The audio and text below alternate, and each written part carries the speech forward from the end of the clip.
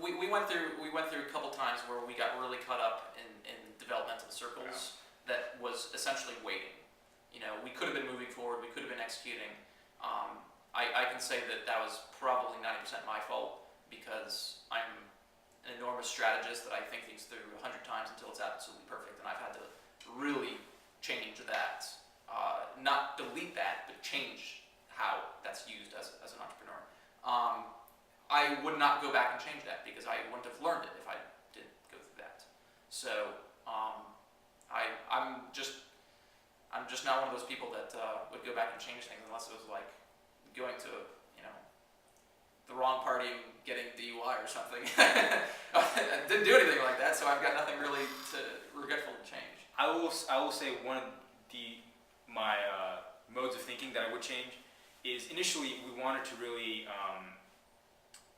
expose Fracture to as many consumer demographics as possible. There's probably 4 major ones, from the young professionals, students, the what we call millennial or digital moms, and the artists, photographers. I wanted to have Fracture ready so that we could get Fracture public and get it out in front of all those demographics at once. I did not realize that every single one of those demographics is truly their own beast. You have to be ready for nuances and very unique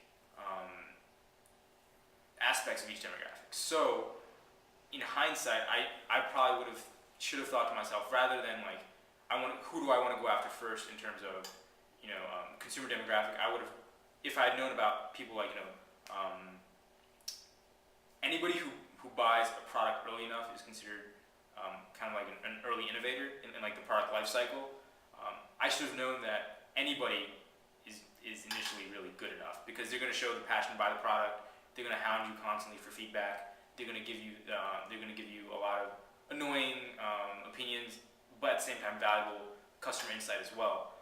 So I was, like Alex said, I try to strategize and have a Fracture website that looked good enough for moms and young hip kids as well. But at the end of the day, like I said, as long as we had a minimum viable product and got it out, that was all we needed to do. And it's only been, even though it feels like an eternity, it's only been a year, since Fracture started. It's been a really, really, really long year. It's actually been less than a year.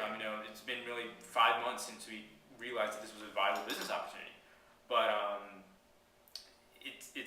like I said, it's been a hell of a year.